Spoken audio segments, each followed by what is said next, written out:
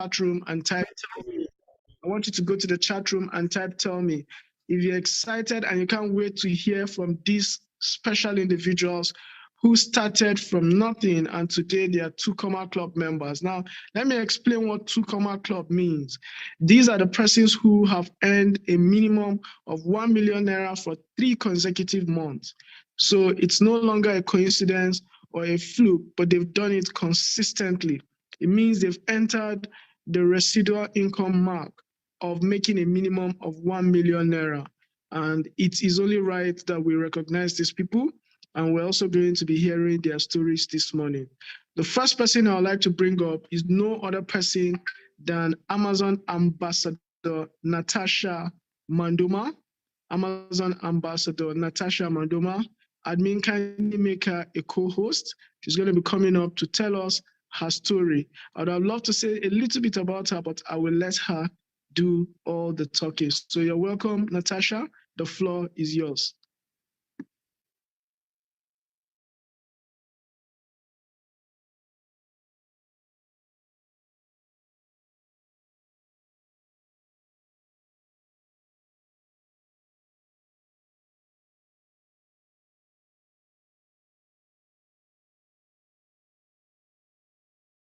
Admin, has she been made a co-host? Yes, sir. Okay, Natasha, you've been made a co-host.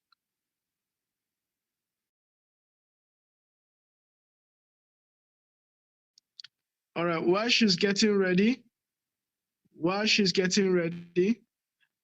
second person, I'll have to call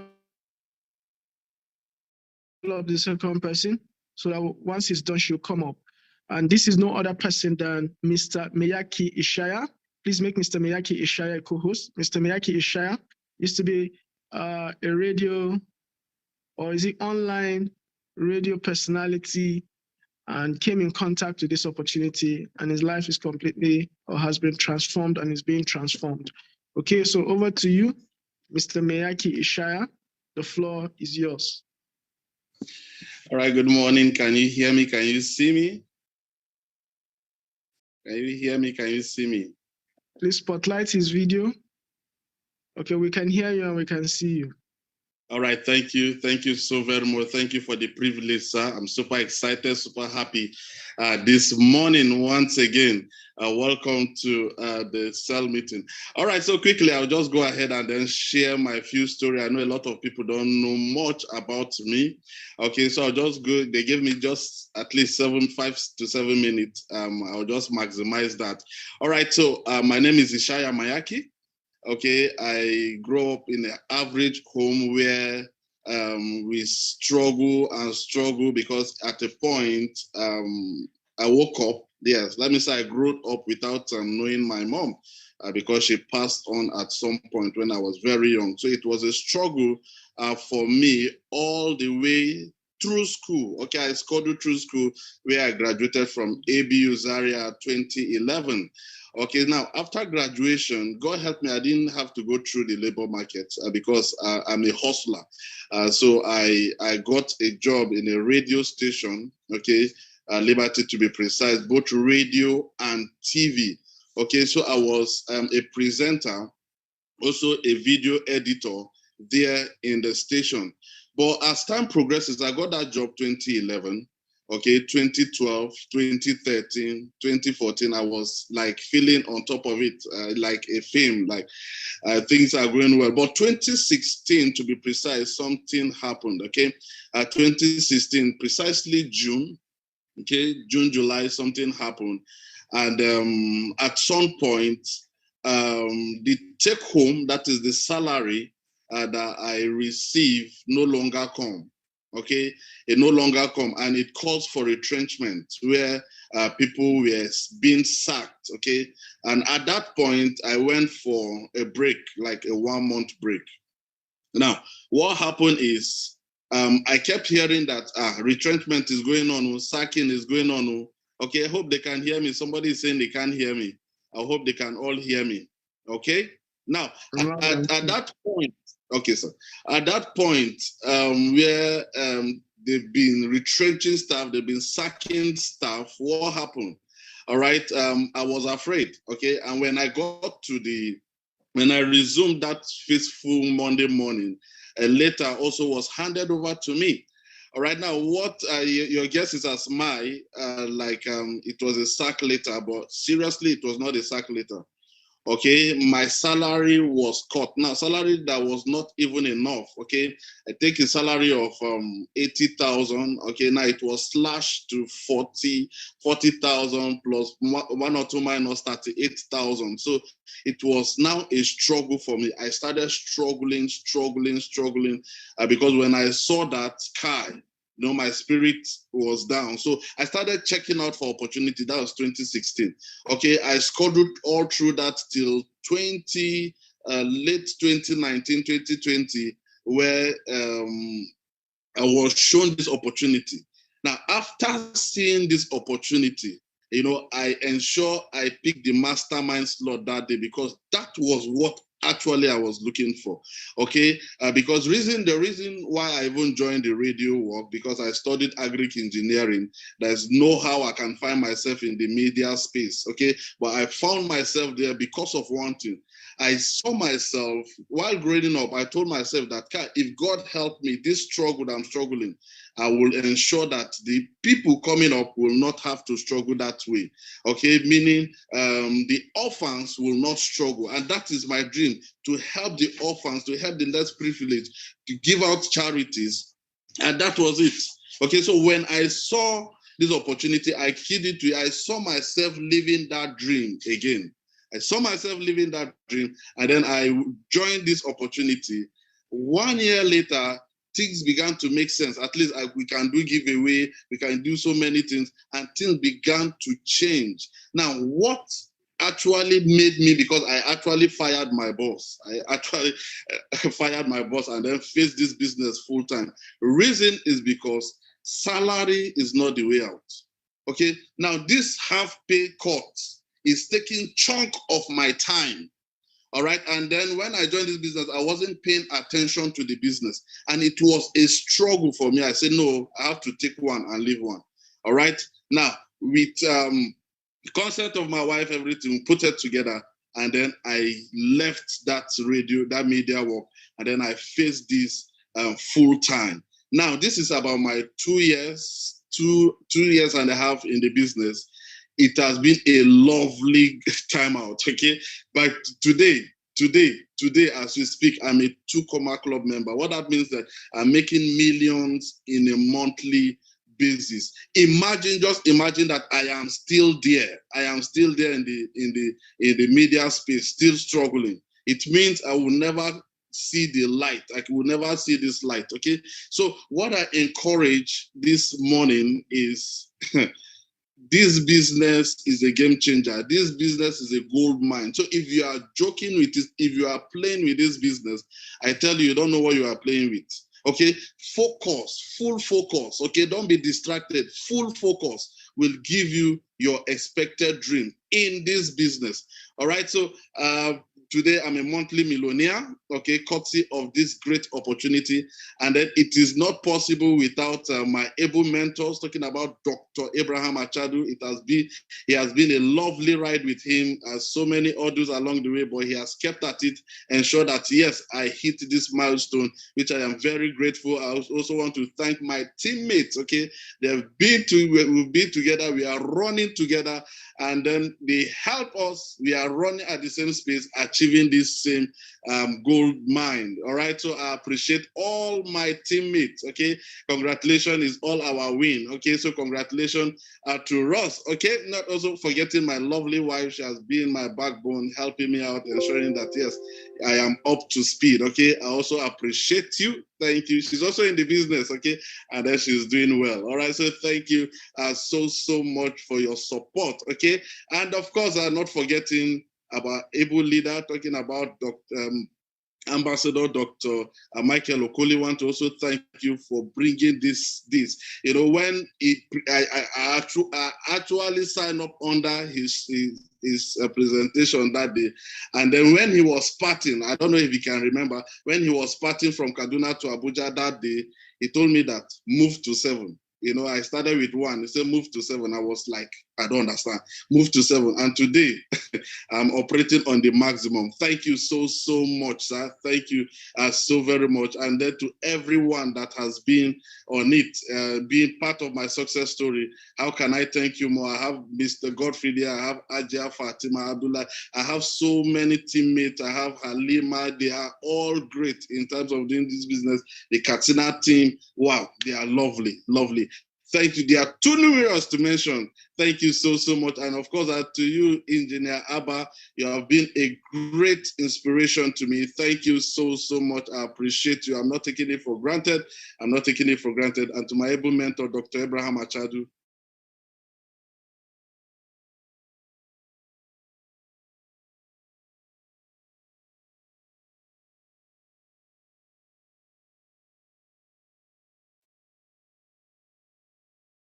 Mr. Miyaki Shire.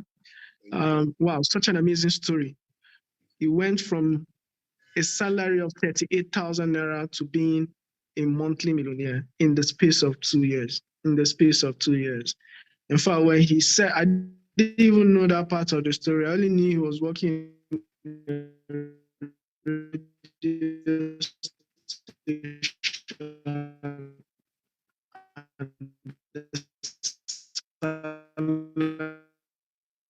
Imagine telling a man to bring out his whole salary, which is not enough to meet up with his expenses, to pay to start this business. But against all these odds, against all these circumstances and the situations around him, he made that singular decision to be a part of this amazing opportunity. And the one thing that kept on resonating from his testimony was that he paid attention to mentorship. He kept on calling people who had mentored him and guided him along the way. And today, by the special grace of God and to the glory of my club members, he has raised Amazon ambassador and monthly millionaires. Congratulations to you, Mr. Miyaki. This is a list for you. We look forward to you celebrating your own teammates as 2 Comma Club members. We look forward to celebrating you as a millionaire mentor and an 8-figure income earner. Okay. So at this point, I'm going to be bringing up Mrs. Natasha Boniface Manduma. All right. I guess she's ready now. She has such a peculiar and an amazing story, but I want her to share it herself. So if you're here, come up. The stage is yours. Admin, kindly make her spotlight her video. Okay, good morning, sir. Good morning, everyone. Thank you very much for the privilege. I want to say a big thank you to our president in the house. Thank you so much for the love and the support, and to my own boss, Dr. Abraham Achadu. You are the best. Because of your mentorship, I'm here today. So I'm trying not to be emotional, so I'll just be brief and then just withhold some details about myself.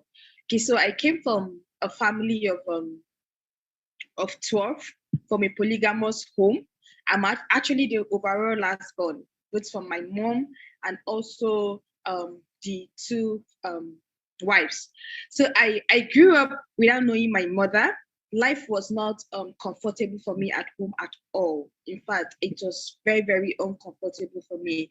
And it was a lot of struggles at a point where we're growing up. Life was difficult for the house. My father has actually lost most of, he was a businessman, most of his investments, and then he has stopped working. He retired from Texas company. So we started, the struggle started with us while we were growing, went to a government school. My first education was a government school. I think I was 5 years. We couldn't go to school until someone advised my dad that instead of keeping these children, they're getting old at home, why don't you take them to a government school with free education? And that was how I started my school journey.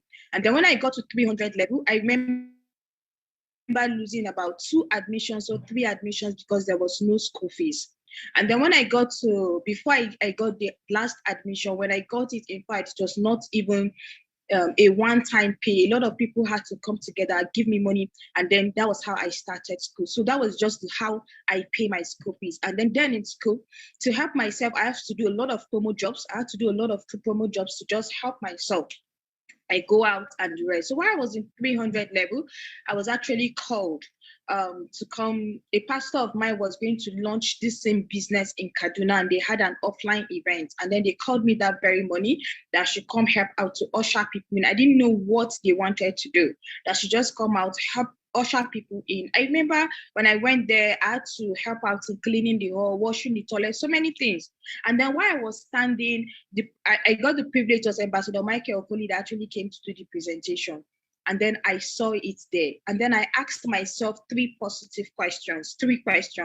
I said, does it mean that before I graduate from school, I'm going to be the CEO of myself? I don't have to look for a job once I partner with the organization? And then the answer was yes.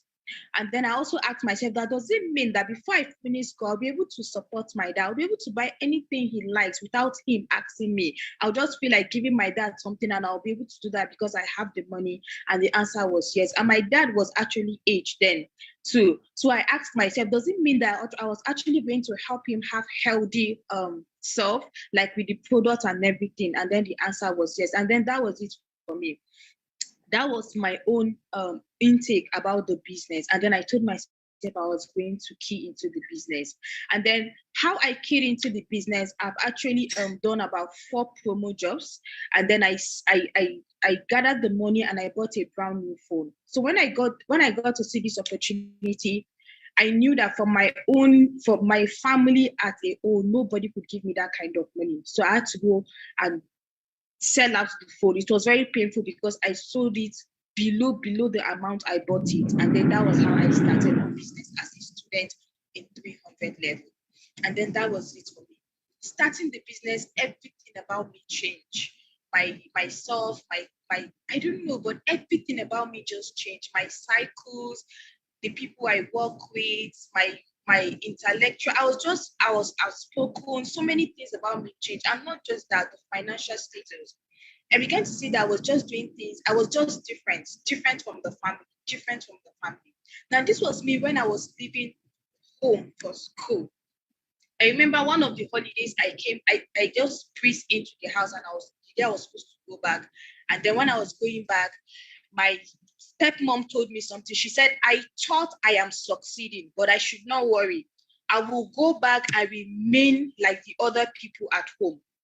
Ladies and gentlemen, the other people at home are my senior siblings who have graduated from school and they are not doing anything. All they do is to sit at home and then hoping for the food that comes from their own dad. And then when she said that, I just sent it back to her. I said it wasn't me she was talking to. And I finished my school. Before I finished school, I was already earning 500K from this very business opportunity. I never went back home.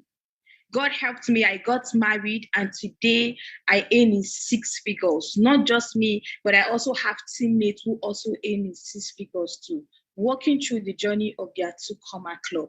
So I want to say thank you to this amazing opportunity, because I know the future is definitely sure for me and any other person who believes in this very organization and follow through the mentorship. So thank you very much, sir. Thank you to everyone who has held my hand, who have supported me, to all my teammates. I love you all. To my husband, thank you so much. Dr. the Achadus family, I love you. You all are the best. To my big sis in the house, thank you so much. And to our amazing G leader, Engineer La, thank you so much. Thank you for everything you do for us. Thank you.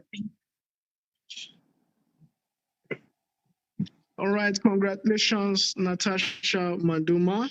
Congratulations to you. And I believe you meant to say 7 figures, not 6 figures, okay? Congratulations to you. Something very exciting happened. She became a 2 Comma Club member, and not just her, she produced 2 new monthly millionaires in the month of March as well. And I think a 5-page or an Amazon ambassador. So congratulations to you. Congratulations to your team. What an amazing story from a polygamous family with late educational background, with nobody to support her. She was sponsoring herself through school and saw this opportunity. In fact, the most interesting part is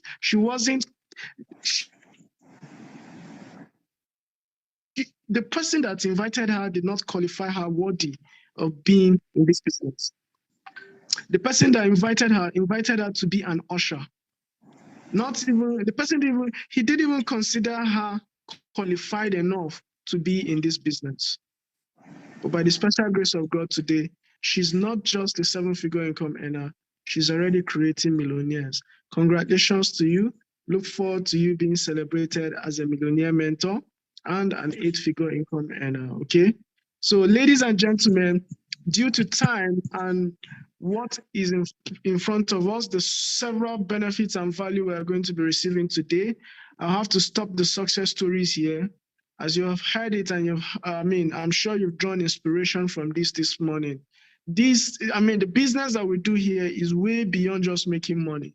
It's about transforming lives. It's about changing lives, taking people from a life of quiet desperation to a life of wealth and satisfaction and fulfillment. Not just being wealthy or making money, but also having a fulfilled life.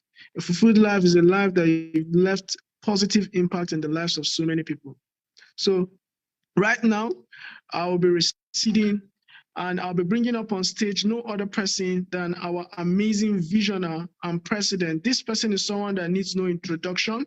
By the special grace of God, is the undertaker of this vision. He's the vessel that God chose to use to bring financial liberation, not just to Nigeria, not just to the continent, but the world at large through the connected economy. And ladies and gentlemen, it's my singular honor and privilege to bring up on stage no other person than the mentor of Millionaire Mentors, the elite mastermind, and the president of C2 Energy, Ambassador Dr. Michael Okoli, who is going to be ushering in our special guest for this special training this morning. You're welcome. All right, thank you so much, Engineer Lad, the Ego Leader Mentor. Make him a co-host. Kindly make him a co-host. I'm ready.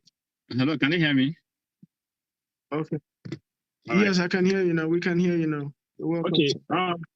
Time is not on our side. Time is not on our friend this morning, but we have to make the best use of it. I want to welcome everybody to the Super Monday Summit meeting. Actually, this is a combined Super Monday Summit meeting of not just the Eagle and Diamond, but also have amazing team members from the Wealth Creator team. So I want to say welcome to all the Wealth Creators team, ably led by C2 Energy GD, the Ambassador Ronke Kosemani. So I want to welcome all the Wealth Creator team members alongside the Eagle and Diamond team. And today is a special day for Eagle and Diamond leaders. Something amazing is happening today. I mean, it happens once in a century. Something like this just pops up. And I want all the people that are going to be there. It's starting by 9:30. All the people are going to be there. I mean, today will be a day you will not forget in a hurry. All right. So, in order to move forward, I want to, because this meeting has to close earlier than the normal 9:30, so I'm trying to make it 1 hour. But I need to bring in somebody close to my heart, somebody that is somebody that has proven herself over time. She is a Century 21 Freedom Group G leader. She's I don't even know, global. I mean, words fail me to even properly introduce her. But she's somebody that, you know, she's a. She just does it. I mean, she doesn't give me a headache. And they can have a lot of people that they give you or more. You never even need them. But this lady, she doesn't give me a headache. She's leading a successful team. Very young lady, but has attained success beyond her peers.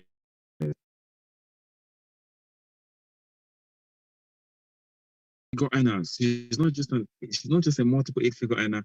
She's mentored other people that are 8-figure earners as well.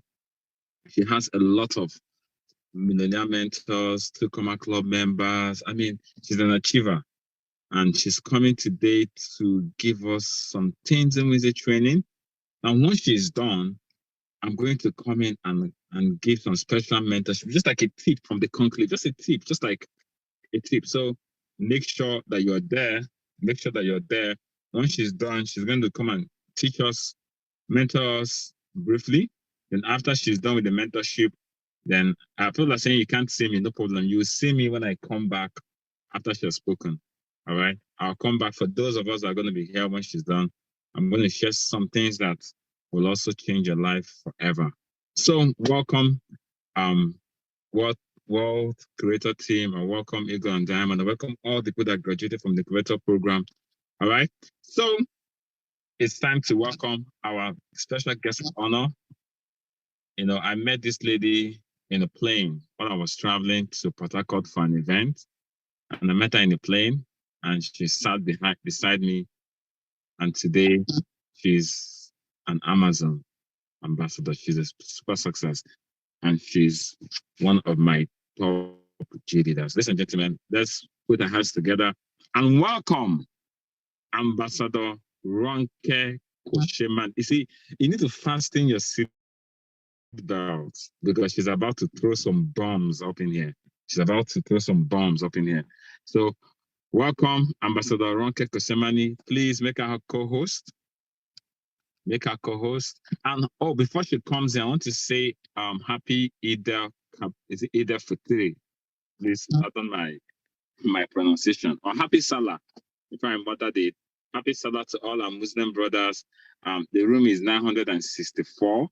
Okay, I owe it to some of them are still making the prayers. That's why the room is not maxed out. And some on Facebook as well, maybe. I don't know, but happy Salah to all our Salah brothers and sisters. We'll celebrate with you, and we'll wish you everything that this season wishes all of us. All right, please, let's get Ambassador Ronke on the table.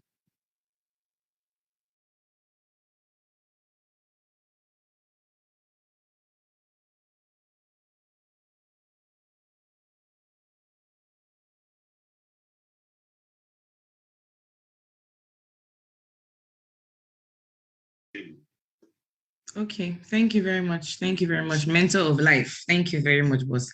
Good morning, everybody. I hope you can hear me and you can see me. I hope you can hear me and see me. Okay, fantastic. So welcome to everybody. This is going to just be like 5 minutes. 5 minutes. Thank you very much. Thank you very much. Okay, this is going to be like a 5 minutes training because Ambassador Mike has some powerful things to tell us, okay? I'm going to just talk briefly in the next 5 minutes about handling objections, okay? Just a little training. And I'm going to start by saying most people are frightened of objections. The reason why most people don't do their follow-ups, the reason why most people don't call, the reason why most people don't do their business properly is because they are scared of objections. They are scared of what people are going to tell them, what people are going to ask them. One thing I'm going to say is that the people who testified today during the Super Summit, the two people that testified, yes, they are sharing their success stories. Yes, they are sharing what has happened. Yes, they are sharing the good things that have happened. But if you sit down with them and ask them how many rejections they have gotten, how many objections they have handled, they will tell you that they cannot count it. If they ask you, if you ask them, how many people have told them, no. How many people have told them, I'm not interested. Oh, it's not my thing. Oh, are you sure it's not a scam? They will tell you they cannot count how many people. One of the keys to success is knowing how to handle objections, knowing how to navigate. Because if you're going to do the business properly and you're going to get people that will tell you, yes, they want to join me, then you must handle as many objections as possible, okay? I'm going to start by saying that an objection is not always equals to a rejection. The reason why many of you are scared of handling objections is that you think that because the person is giving you an objection, that they are throwing a question at you, they are saying something to you, it means that automatically they are now rejecting you and telling you they're not interested. No. It doesn't work hand in hand, okay? But from this picture here, I want to ask you a question. I can see some of you are already smiling through the camera. I want to ask you a question. When did rejection start? When did we start getting rejection as human beings? When did we start getting rejection? When did we start facing objections as human beings? Please go to the comments and let me know. I'm waiting for your comments. At what age did human beings start getting rejected? At what age did human beings start facing objections? Someone go to the comments and let me know quickly. From this picture you are seeing on the screen, okay? Somebody says as childhood, from childhood, okay? As a baby, as an infant. As an infant, it's not even from childhood, because for you to be a child, you're already like 4, 5, 3, 4. From infancy, from when you were a baby, you want to take your mother's phone, you want to play with your mother, will say, no, leave my phone. You want to carry her food, no, leave my food. I can't count how many times I've told my daughter, no, I can't count it. If I stay with her throughout the day, from let's say 7 a.m. to 12 o'clock, I've told her no at least 100 times. No, go there, go, don't, no, every time. But what happens? As children, when we hear no, when we receive an objection, we just do it again. If she's playing with my perfume and I tell her, no, leave that place, I'll push her away. 2 seconds, she will come back again. I'll push her away. 2 seconds. After a while, Nami go tired. It's me that will say, you know what, just go and stay, just let me have peace. But as we grow up, childhood, we continue doing the same thing. But as we become adults, we now grow to the point where somebody tells us no, we run away. Somebody tells us, I'm not interested, we get scared. Somebody tells us, oh, how are you sure it's not a scam? We get scared, we begin to run away. Not knowing that the only way to become successful is by passing through rejections, lots of rejections, handling their objections, and then you get to the point. Now, this morning, what I want to do quickly, I'm just going to share four types of objections, okay? From my experience in the business, I realized that there are different types of objections. And throughout your stay in the you're going to face every one of them. But the way you handle them are different. Do we understand? The way you handle them are different. The first type of objection that we have, which is actually the best type, is objections to gain clarity. Now, I'm not going to go in depth into handling each of them. I'll just brush through because I know we already have that training during cell meeting and all that. But what I'm going to just talk about is different types of objections so that we know it when they come. The first type of objection is objections to handle clarity, to gain clarity. This is when a prospect is asking you questions about the business. They've seen a presentation, they've watched a video, they've attended an event, a mega training, a mega event, and they're asking questions to understand. These are, I call these ones innocent prospects. They want to know more. They want to understand the business. They want to know how it works. You know, they are interested. These are prospects that are asking questions. Okay, how do I make my money back? Okay, how do I connect people? They are asking the questions so that they can understand. They are prospects that are interested. And once you handle their objections, once you answer their questions, once they see you comfortable, they see your confidence and all that, they are more likely to join the business, either immediately there or after a while, but they are going to join the business. So that's the first type of objection, objections to gain clarity. When you get objections like this, the prospect is not fighty, the prospect is not upset, the prospect is not challenging you. They are just asking from a standpoint of, I want to gain more clarity. That's the first type of objection. The second type of objection is objection to sound smart. Objection to sound smart. In this case, the prospect doesn't want to feel like you have outsmarted them. If you understand this kind of objections, you know how to handle people like that. There are some people that are asking questions, not because they don't understand, not because they don't think it's the right thing, but because it messes with what they have known all their life. All they have known all their life is go to school, read hard, get a good job, and life will be good. That is all they have known. And now you're coming to tell them that education will not make you wealthy. You're coming to tell them that having a job alone will not make you wealthy. It's messing with them. So they will ask questions to counter you. They'll ask questions to sound smart. Let me give an example of this type of objection. Somebody will say, based on the current economic climate, how are we sure that with the way the election year is coming next year, how are we sure that the business will be sustainable? And you're wondering, okay, what does that have to do with what I'm talking about? But guess what? The person is just saying it to sound smart. Okay, if I join the business, what is the return on investment? What is the rate of progression? What is the growth?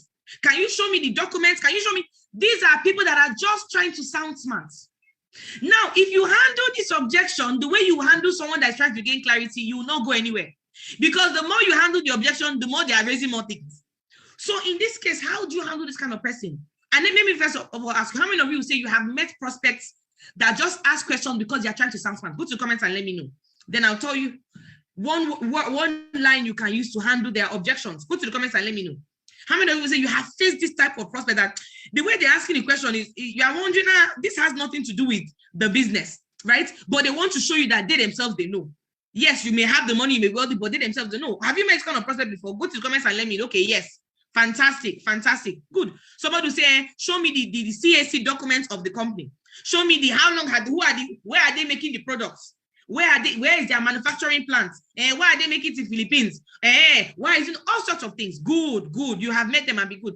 Now, when you get an objection like that, the first thing you do is you massage their ego.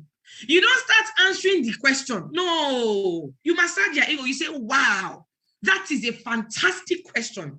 That is such an intelligent question. Oh, Mr. Tunde, you are so smart. Oh, Mrs. Chioma, your question is so smart. You are so intelligent. I like your thought process. Are you seeing what I'm doing now? You don't, if they say, okay, how are we sure that the company is sustainable? How are we sure that based on the election year, yada, yada, yada, how are you sure? You don't start talking about election. You say, wow, Madam Chairman, this question you asked is such a brilliant question. You are so intelligent. I love the way you think. That's a very, very smart question. Once you do that, you have disarmed her. Once you do that, she now feels like, hey, they have recognized that I am smart. Before you now go ahead and now answer the question. And it's shocking that it's not even the answer that will help her. It's the fact that you have recognized the fact that she's also smart and all that, then it can be good to go. You can say, okay, fine. This is not, our business has been around for years. Alliance has been around for about 15 years. We in La Buena Vida, we started in 2016. So this is not the first election that we have raised. We realize that when the election comes, people are worried, people are scared, they don't know what to do. And when people are scared, they look for alternatives to raise funds, and then they run into our business. So you agree with Madam Chairman, as this election is coming, this is a very great time for you to join the business because people are going to run and get started. So guess what? It will not affect us at all. So what have I done? I have massaged her ego. I have told her what she wants to hear. And then I have answered the question on the side. Do we understand that? Is that clear? Do we understand that? Fantastic. Okay. So let's move to another type of objection. The third type of objection, and I just have 2 minutes more. I've been given a sign. I just have 2 minutes more. So let me just wrap up. The third type of objection is objections to make a mockery. Okay. I know some of you have never heard this before. Objections to make a mockery. Now, why am I talking about it? Because so that you will not waste time on this kind of objection. There are some people that they are not asking you to gain clarity. They are not asking you to, they are asking you because they want to mock you. Do you understand? And also this stems from the fact that they themselves are not comfortable with their life. It stems from the fact that they come, they say, look at the woman who just spoke, a young lady, and now a 2 Comma Club member has other people that are making up to 1 million under her. How can that happen? So they come and they want to mock her. They want to, if someone comes to come and meet her, she's talking about the business, they may want to mock her, throw an objection to mock her. That is why we say you never handle objections during the presentation. You never take questions during the presentation. You never do it. You must have selected your partners first. They must have gone first and everything before you now begin to ask questions. Because somebody who is asking and throwing an objection to gain clarity, they can help your presentation. Someone is asking a question to gain clarity, you answer the question to help your presentation. Yes. But somebody asking to make a mockery can mess up your presentation. That is why you don't answer questions during presentation. Never, ever, ever. If there's kind of question somebody who asks during the Zoom meeting, we remove them. Because we rather lose one person than lose the other people. If you're following me, let me know you're following me. So what is an example of this objection? Somebody says, you, how much have you made? Are you sure? You don't even look like someone that has made the kind of money that we are talking about now. You say 2 Comma, are you a 2 Comma Club? How much money have you made? I have a PhD. Do you have a PhD? What is your level of education? These are objections just to make a mockery. Are you sure it's not a scam? Because this thing is sounding like a scam. Now, somebody who wants to gain clarity may say, this business, are you sure it's not a Ponzi scheme? I'm suspecting because I thought that's a different case. So the tone of voice, but someone says, are you sure it's not a scam? All of you are looking like scammers now. Like there was one time I was presenting, this was when we're still coming up in presentation. We did not know that you don't answer questions inside. And after talking, the guy said, I've seen people like you. There's a lady that presented to me just looking like you. This is how the guy was doing me like this. He was doing me like this. The lady looked just like you, young lady like you, talking very eloquent. And after everything, we invested our money. These are prospects I just finished talking to, like about 50 people. He now said, we invested our money, and at the end of the day, nothing happened. So what is the guarantee that I'm going to make money from this business? Hey, imagine a hall. A hall was filled up. I finished pouring out my heart, and then that person came and just... Now, he wasn't asking to gain clarity. He was asking to mock, because he's like, who is this young lady? You have done this, you have done that. How can you do that? Now, in that case, the first solution, like I said, is to preventive, which I said, you don't answer questions during the listening. Even if you're handling payments and someone wants to ask, give an objection, tell them, you know what, this is for payment handling, go back to the presenter. So that's the first step. Prevention is the first step. The next step is to say, okay, well, I get where you're coming from, but to be honest, are you really asking that question to gain clarity, to understand, or you just want to make a mockery of what we're doing? Because we have raised so many millionaires. The best way to handle that person is by giving testimonies of what we have done. Do you understand? Give testimonies of what. So, for example, somebody says, how are you sure it's not a scam? Now, there are 3 ways to answer that question, which I'm going to give you. But before I start answering that question, I say, sir, are you really sure that's your objection, or do you have a problem with the business? Is there an issue somewhere? We want to know. I give it back to him. He says, no, I want to know. How are you sure it's not a scam? So what do I say? 3 things. When somebody asks you if it's the business is a scam, 3 things you tell them. Number 1, we are registered with all the government agencies and we need to be registered with. We are duly registered and we pay tax. That's number 1. I hope you're writing this. Number 1, we are duly registered and we pay tax. Number 2, we have tangible products that are working, that are be satisfied.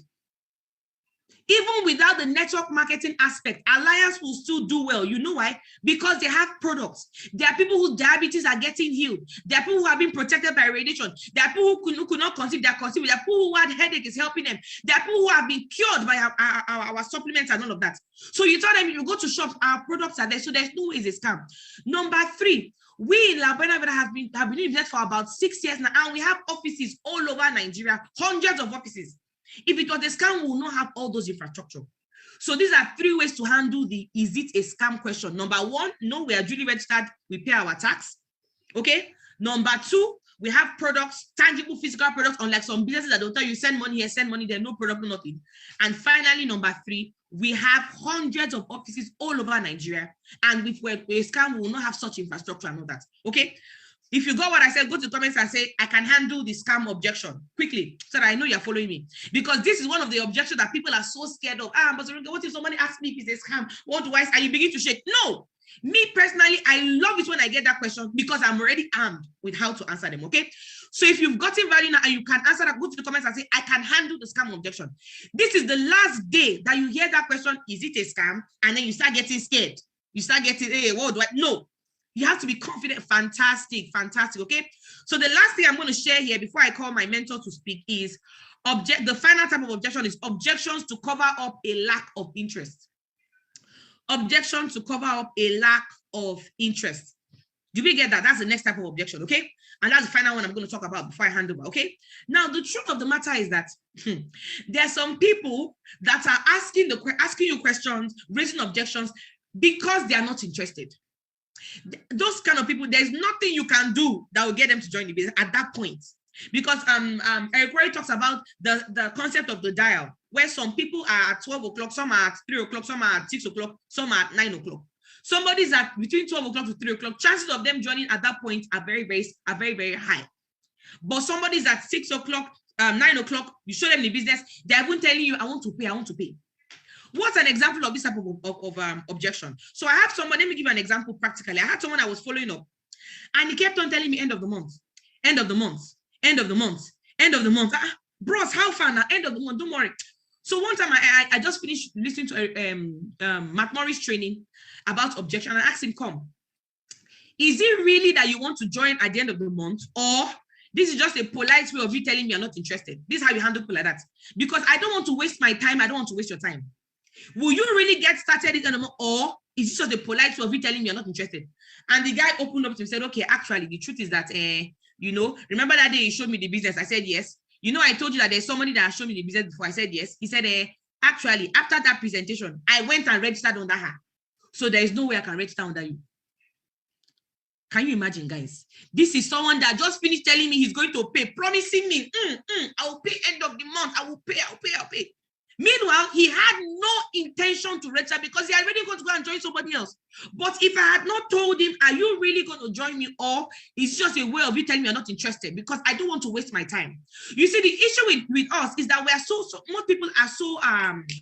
most people are beggarly about the business. You need to be ready to disqualify some people. Matt Morris says disqualify some people. The moment I told him, look, I don't want to waste my time. Are you in or are you out? Please don't waste my time. That was when he now opened up to me. Do you understand? That is an example of objections to cover up a lack of interest. In that case, for some of you may not be that somebody has already joined before. No, it may be they're not interested at that point. Maybe the person just got a promotion in their office. They just added 200K to their salary, 100K. The person is feeling cool. They're feeling big. They're feeling like, oh, they've arrived. Are you following? But in the next 1 month, 2 months, 3 months, 3 weeks or so, things may change and they may be ready. So in that case, what do? You don't just send them off totally. Once you notice that they're not interested at the moment, you give them a while and then you keep on checking up. After a month, you check on them. After 2 months or 3 months, but keep on working on other people. Do you understand? I'm going to end with this. The best way to ensure that objections don't shake you or affect you is when you have a very large prospecting funnel. Some of you have just 10 people that you are following up because you feel like if this person joins my business, I'll become a millionaire. No one person can make you wealthy in the business. No. If you have just few people that you are calling all the time, that's why some of you, they are blocking you because you're always calling them every single day. Do you understand that? But guess what? If you have a large prospecting funnel, you have lots of people you are showing the business, you are inviting, you're following up. Guess what? Because you have a large funnel, you will not be desperate with one person and all that. And you handle objections professionally. Do you understand that? Awesome. So I've come to the end of this brief training. I'm sorry I took more time than I was supposed to, but I just wanted this to get to us properly. Okay, fantastic. I'm going to hand over to my boss now, my mentor, my leader. He has been a father to me in this business. I'm going to hand over to him now so that he will take over from here. The meeting, like we said, is not going to end now. I'm going to hand over to Ambassador Michael Okoli. He has something very powerful to share with us from there, okay? So don't go anywhere until our president finishes speaking, okay? You're welcome, sir. Thank you so much for this opportunity. I'm grateful. Kindly take over, Ambassador Mike.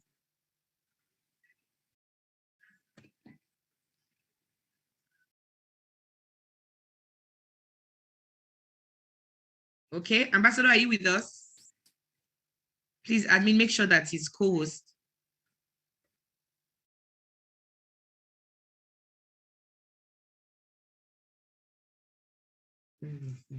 Okay, make me co-host. Okay, yeah, I think I can hear. Alrighty. Thank you so much, Ambassador Ronke Kosemani. Thank you so much. This is amazing. Awesome, amazing. Please, if you got value from this mentorship from Ambassador Ronke, please go and type value. If you got value, just go and type value. If you got value from this short training, please go and type value. And please go to the chat box and thank her for bringing out time to come and train on handling objection. Please go and thank her. Go to the chat box and say, thank you, Ambassador Ronke, for sharing with us this morning.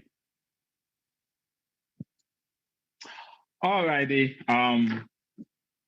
we're a bit out of time, but I want to add on to, I want to say something from why she was talking about objections.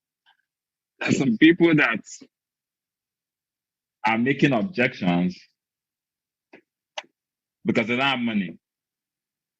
You think they have money, but they don't have money. So the objection is from a place of empty pockets. Because for them to bring out 79,000, it's like asking them to donate one of their kidneys. So they don't have money. And they're there to make objections. And how do you know those people? They don't have money. They don't have money to start. So, but they don't want to tell you they don't want to tell you that the objection is lack of money. They just want to just keep cracking up things and all that. So how they handle people that you think maybe, in fact, how do you know that somebody's objection is lack of money? You answer this objection, he throws another one. You answer this one, the person brings up an objection, you handle it, the person goes to another one. You handle it, the person goes to the third one, you handle it, and see the person just grasping at straw. So what you do is just understand that it's lack of money. You can just tell the person, you know what, the good thing about this business is because there's a way you can also one of the amazing things about this business is it offers an opportunity to actually make an extra income. Begin to sell the person because the truth is the person doesn't have money. So even if you answer all the objections, he doesn't have money to pay. So when you see people just tabulating for a lot of people. So what you need, the opportunities to make extra income. For example, you now, if you start now, I know you have a lot of money. I know you have a lot of money. Business can make extra 50K monthly. If all you need, because the person begin to see it as a way to actually solve his or her problem. All right, thank you, Mr. Ronke. That was very apt. That was very illuminating and a lot of value. All right, the next few minutes, I'm going to train on something. And also, welcome to the World Creators team. And it's a pleasure to be talking to you guys and all that. Please confirm that you can hear me. Confirm that my audio is clear and that my video is clear. You can hear me. You can see. Please confirm. Confirm if you can hear me. Please confirm. Yeah, we can hear you. But it's breaking a little. Can you hear me clear? Or hold on.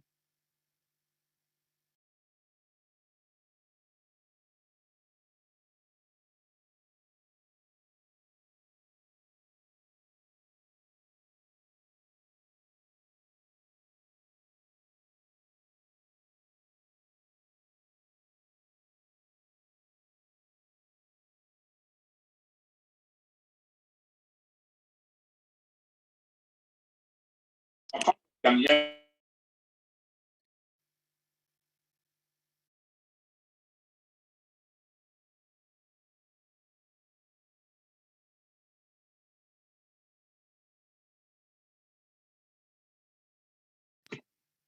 Confirm that you can hear me and it's not breaking. Confirm that you can hear me and it's not breaking. Confirm. Very clear. Okay, it's clear now, right? Okay, so in the next few minutes, I'm going to share with you guys something that will blow your business beyond your wildest imagination. And I hear a lot of people come to me with all kinds of questions. Please, what do I do to take my business to the next level? What do I do so that I can make more money? What do I do? And one of the reasons why people are not succeeding in this business is what is known as attrition. Attrition, somebody type attrition. Go to the chat box and type attrition. I'm sure it's a word a lot of people here know. Attrition. Now, how do I stop attrition? What is attrition? Attrition is a process why you get people into your team, and after some time, they go off, they die. Attrition is people leaving your business or people's enthusiasm level dropping. Attrition is recruiting 20 and 18 leaving. Now, these 18 people, Ambassador Ranke, please confirm that your teammates are hearing me, the World Creators team. Please confirm. Confirm that they can hear me clearly.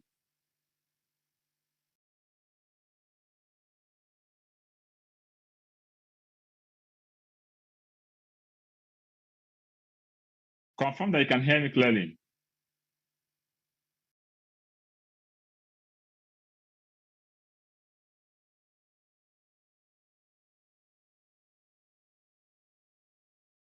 Can you hear me?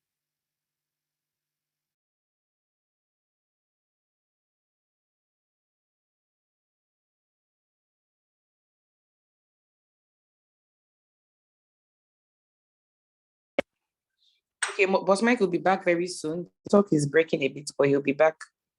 He'll be back very soon. Please, nobody should leave the meeting. He has something very important to tell us. So please ensure that you stay in the meeting until he's done, okay? Please do not leave until he's done.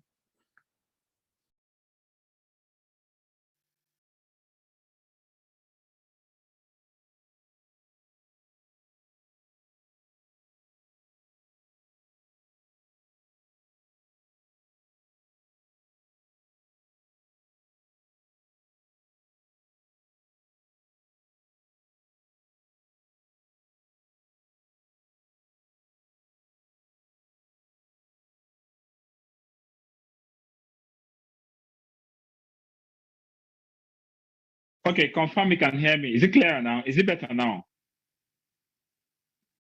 Better. I need somebody to unmute himself and let me know if you can hear me, if it's clearer. We can hear you, sir. Okay, all right.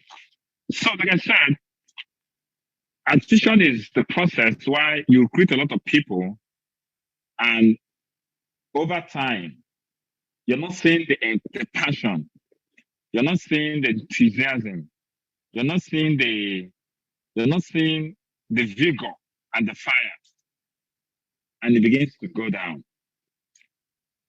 How do I stop attrition in my team?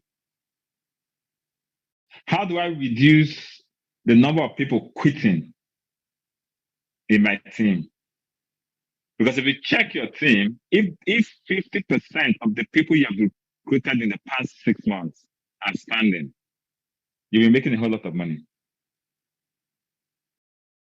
So I want to share with you how to reduce attrition in your team.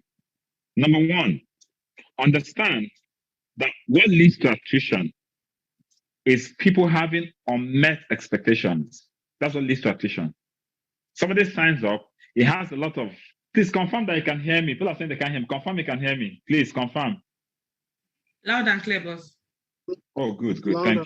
Thank you. Now, in order for you to know how to tackle something, you need to know what causes it. If I want to stop this AC or stop something, I need to know what's getting it on. So what causes attrition, so that we can dissect what causes attrition,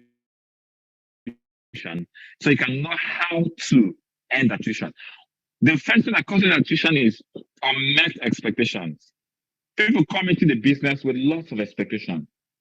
I want to come and buy my car. I want to come and make money. I want to come and blow. I want to come and hammer. And guess what? This is 2 months in the business, 3 months in the business. I've not even signed up one person. The expectations are not met. I thought they told me that once you come here, you become a millionaire. I once quoted somebody way back that said he came so that he can become an instant millionaire. This is 2 months. He has not even made up to 300,000. Well, how is he going to make the millions? So a lot of people come into the business with high expectations, because when we're running presentation, we make it look like we sell the dream in the most positive way. Because that's how you get people to buy in. You make them feel that once they come in, everything is going to be here to support you. Some people will tell you, we'll put somebody under you, we'll sell it great. Which is not a bad idea, because people can only buy what they feel that is beneficial to them. But from today, anybody you recruit, take your time to begin to set the expectations right. It's not going to be, some people come into this business, in their mind, I will recruit 20 people in one day. All my old school association, they will join me now. All my family members, my husband now will join me now. My husband will join me. All my brothers, I have about 5 brothers. They support me in everything I do. 5 of them will join me. My husband will join me. That's 6. My best friend will join me. That's 7. My chief bridesmaids will join me. That's 8. My co-workers will join me. I can get like 20 people. That was why they paid in the first place. And they come in and they get the shock of their lives. The husband says, "What did you say you just did? What? I better go and get back my money. Go and bring the money back. Come. Look at that staircase. Did you see that product? I joined 1994. That's when I joined. Look at the products. The chief bridesmaid will say, this guy don't scam you. That's why they scam my cousin's elder sister's brother's son's daughter. And the person is like, wait a minute. What did I get myself into? Now, when those expectations are not met, they begin to convince themselves, maybe they made a mistake, or maybe this is not for me. How do I reduce attrition? Number one, once you get a new distributor, take your time to set the expectations. What are the expectations of setting them? Let them know that this business are going to face rejection. That is why they get to read introduction and chapter 1 of my first in network marketing. Me that is talking to you, if my expectation was not set right, I won't be doing this business. I read that introduction and chapter 1 of my first in network marketing, and it just, my expectation was like, wow, even your best friends will not do this business. Okay, please, it's your duty to get them one-on-one and set their expectations right. Number one, let them know that this business is one of the most misunderstood business in the world. So a lot of people, you see, there's an adage that says a good product sells itself. A good market sells itself. I don't need to even talk. By the time you say a good market, you should buy now. I don't need to convince you now. If this is good, of course, by the time you tell people, you get this, you match bonus, you believe that it sells itself. But the truth is, our business is one of the most misunderstood business models in the world. It's one of the most misunderstood business models in the world. People don't understand our business model. They can't get it. How can you tell me that that young lady that is in her 20s is making 6 million? That young lady is in her 20s is making 10 million. How? Explain it to me. Why? Because they're selling products that is 12,000, 10,000. He doesn't have a warehouse. He doesn't have whatever. Well, how? They can't understand it. Why? Because nobody teaches our business model in schools. Go to the universities. You go to spend 4 years, 5 years, 6 years in the university. Nobody with not one course, not 1 hour of lecture that teaches our business model.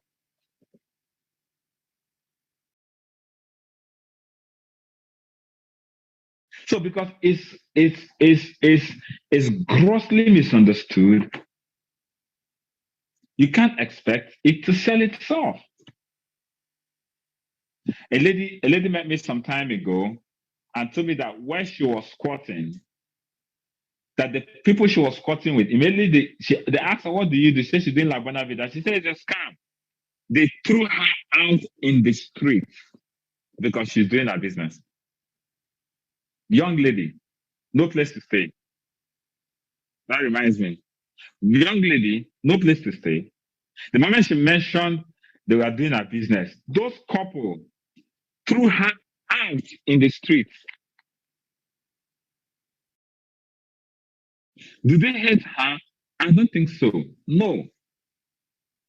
But they don't understand our business model. Our loved ones, our friends don't understand our business model. Now the question is, why can't they understand our business model? It's very easy to understand. That's topic for another day. Got some time. I won't delve into it. Number 2, it is hard to understand because properly, every opportunity that people see.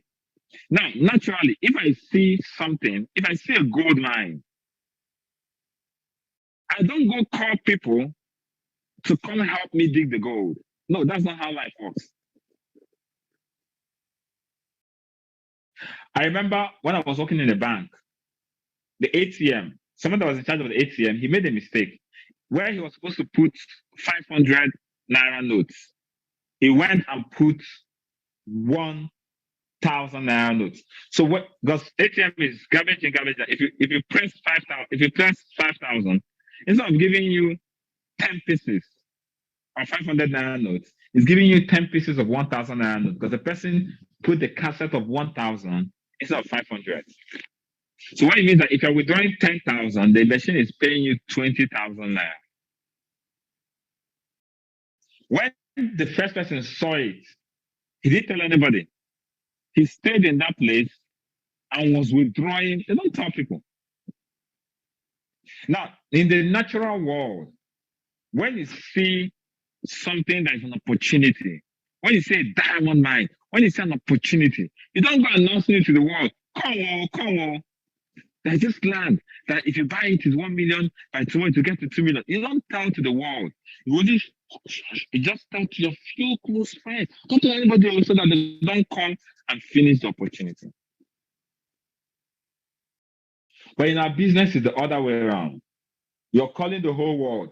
Come, there's an opportunity. You're calling your enemies. You're calling your friends. You're calling strangers. They're like, dude, it is an opportunity. Why are you calling me? Because if you see a money-making venture, you don't call everybody. You don't even drag people. You can call a few friends. That's why I do big announcement. A few of your friends or family, even some of your friends won't call them. You just, some people, tell me a secret of making money, they're laughing. We're working hard, now God. What are you doing? Now God, we're working hard. People don't tell people the secret of wealth.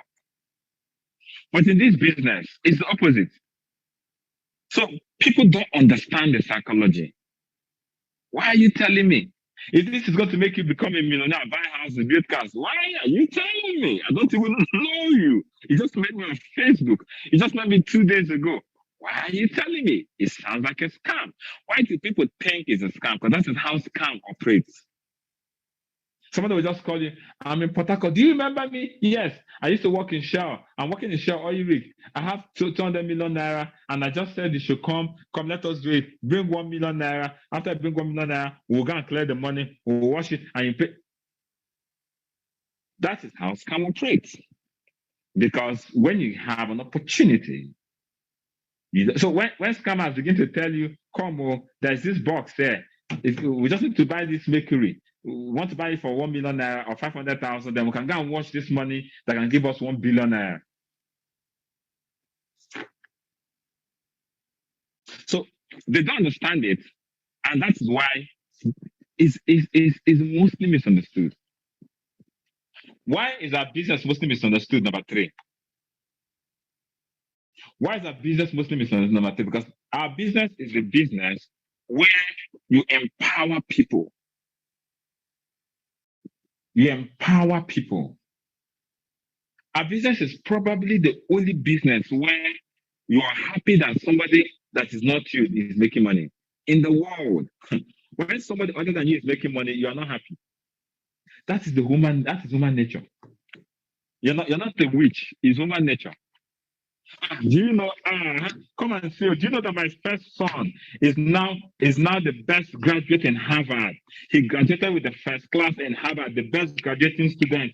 My first son is this. As you're telling the person is angry. Instead of rejoicing with you, he's angry. Listen to this. People don't genuinely rejoice at other people's success. That's where the world is. Now, let me bring it back in the corporate world.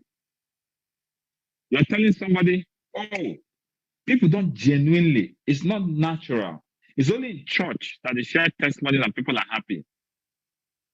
Most of the people that are being hunted, village people are chasing, is because they are succeeding. If you're not succeeding, no village people will chase you. Most of them are careful whether they will kidnap them, it's because they are succeeding. Now, the world is such a way that people don't want to see other people succeed. Rich people don't want everybody to be rich in their circle. That is how the world is orchestrated. I want to be the only person, I want to be the only billionaire here. I don't want other people to be making money, so I can have control over people. If I'm giving you 100,000, I can have control over you. They don't want you to expand. They don't want you to blow. They don't want, no. Politicians, they will give you 10 naira, 10,000, but they can never use that money to empower you. They can give you 100, they can gather people. But I'm going to give all that graduates 10,000, 20,000.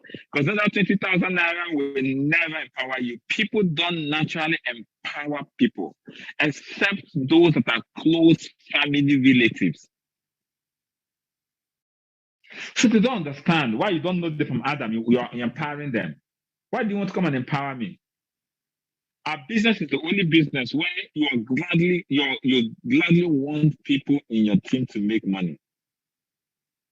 You just want to down it. It's like, how much have you made? 1 million. You're so excited. Go and make more. Go and make more. Go and make 2 million. Why not making 2 million? Go and make 5 million. It's only a business. Go ever that business now. Even if you're trading and maybe you're running apprentice and somebody now gets to you and you studied under that person and they do what they call freedom. After studying the person for 5 years, 6 years, the person now frees you. The person will not be happy that you're making more money than him. So that is why our business is one of the most misunderstood business model in the world. They don't understand it. Rich people want to subjugate. If you think that the government wants, everybody wants, no, they don't want you to be rich. Because if you're rich, you take away that security, take away that influence that they have. You think your employer wants to pay you more money. Your employer is looking for a way to cut your income now. If your employer is paying you 500K, his headache is, how can I pay this person less? You think employers are happy when they promote? They promote because they don't have a choice. If I don't promote, I won't get this person's enthusiasm up. I won't get the person to work. They promote not because they want to, they don't promote so that they can get the best out of you. They give you a higher position so they can get the best. If they have a way of reducing your income, they will reduce your income. No employer enjoys paying you money. This is the only business that you gladly see people under you making money. So guess what? People don't understand it. This is the only business that goes against evil. Because for you to succeed, people, what are we doing here? Look at the people that testified. They've come to Comma Club members. This is the business that liberates people. The world is evil by nature, so the world doesn't encourage liberation.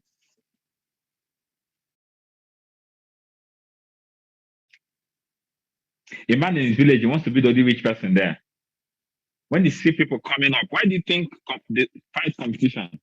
You see Glow, Airtel, MTN, what's it? 9Mobile. Go and open your telecommunication company now. They will gather and they will snuff you out. No, go and say, I want to open, come bring your telecommunication company. They say, who is this person coming to our circle? What did they call him again? I beg. They will do meeting on your head and they will snuff you out. Glow is not happy that Airtel is making more money than it. Airtel is not happy that MTN is making. They are looking for ways to sabotage one another. We live in the world of sabotage. But in our business, there's no sabotage. You want to dynamic to make money. Why are you not making money? You're truly angry that it's not making money. No. Somebody says, I got Megaverse. Yeah! You're excited. You got Megaverse. Oh, you hit 1 million. Oh, no. That is not the way the world works. That is why our business is most misunderstood. This lack of time, I'm going to be rounding up. So when people come in, they don't understand this. It is now your duty to set the expectations right. Number one, tell them they'll get a lot of rejections. Why? Because our business is mostly misunderstood. Let them know this is what they expect. Not all your friends, they go shock you. Your wife will even tell you, say she knows what they do. Your husband will even laugh at you. Your friends will even tell you, oh, is this what you're doing now? Oh, in fact, your employees, your workers will tell you, even the people you're giving money will tell you, boss, no. They tell you it's a scam. Set their expectations right. Now, when you set the expectations right, that's the first thing you do. Number two, begin to drag them to sell meetings. Begin to bring them close. Birds of the same feather flock together. Bring them into the fold. Engage them. Engage them. Begin to bring them close and engage them. All right? Engage them so that you drag them from, how will I put it? Once you get a teammate, it's your responsibility to engage that your teammate. Once you get, don't just say, I've signed up this person. You leave them to the wolves. You leave them outside his hostile. Bring them into some meeting. Bring them to know, that's what they call know your leader. Bring them to know, bring them into the fold.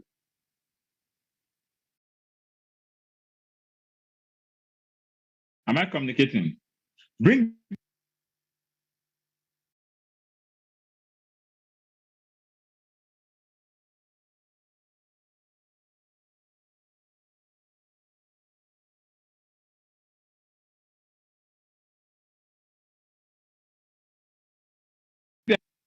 Can you hear me? Can you hear me? Can you hear me now? Number 2 is called engage. Number 1 is set expectations, right? Number 2 is engage them. Understand that the outside world does not understand that business.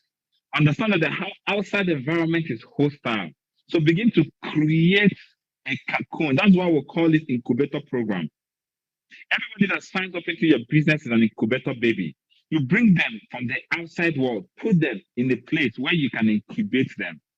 Why are you incubating them? Because you know that the world does not understand that business. You're going to get rejections. All the people you think will come and sign up will not come and sign up. The people, if you let them know that even the people that respect you begin to look at you, who is this one? Bring them in, engage them.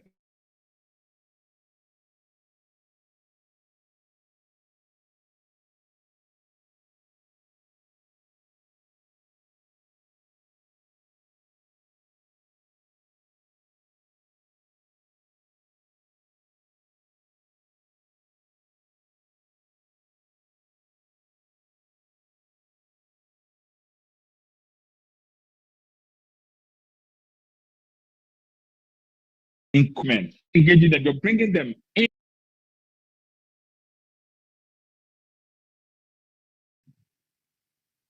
Knowing 90% of people that made payments for this business, if you give them an opportunity 1 week later, they'll ask for their money back. Why? Because they go out there and they begin to be drawn into all these things. Why are people staying?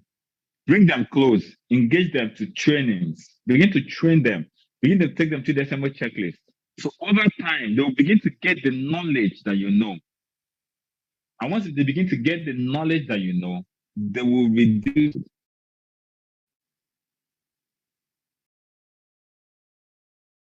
For you that is a leader that is standing, there are certain things that you know.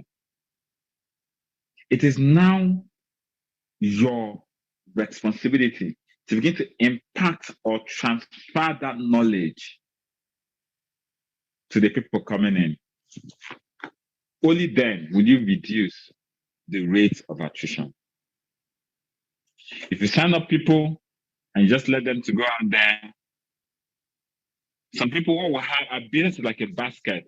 You're pouring in water, it's going out. Why is it going out? Because you're not applying these 3 things. What are the 3 things to seek? I wish I can have it like a basket. What are the 3 things to block the leakage? Number 1, setting the expectations right.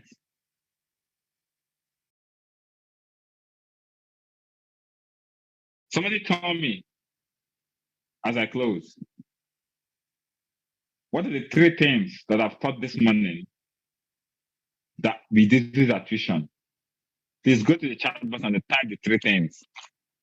Fastest fingers first. The 3 things that reduces attrition.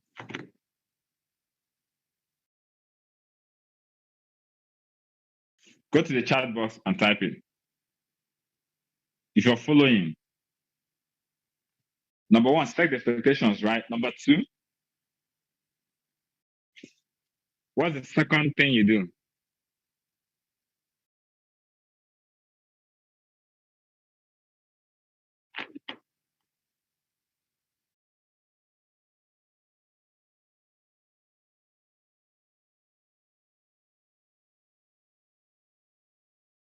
Bring them in.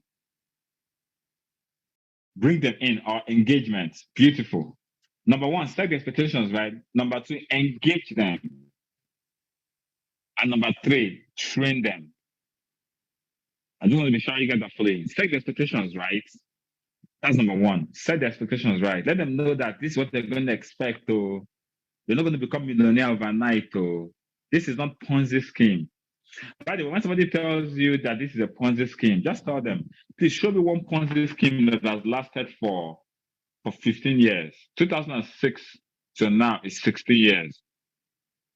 Tell the person, show me one Ponzi scheme that the business started in Philippines 2006. To this year is 16 years. Just tell them, it's a Ponzi scheme. Show me one Ponzi scheme that has lasted for 16 years. C2 Energy started 2016. This is 6 years. Show me one Ponzi scheme that's been paying every day consistently for 16 years. Just show me one Ponzi scheme don't last more than 6 months, 9 months. This has lasted 16 years in the world, 6 years in Nigeria. It can't be Ponzi. It can't be scam. Show me a scam that has over 150 offices nationwide. No. So number one, set the expectations right. Number two, engage them. Have several meetings, and not just IPO, not just QSG, cancellation. Engage them. Then number three, begin to train them. Ladies and gentlemen, this is where I'll end my mentorship for now. I want to say congratulations to everybody, to the World Creators team, to the Eagle team, the Diamond team, and see you, the leaders at the conclave. Thank you.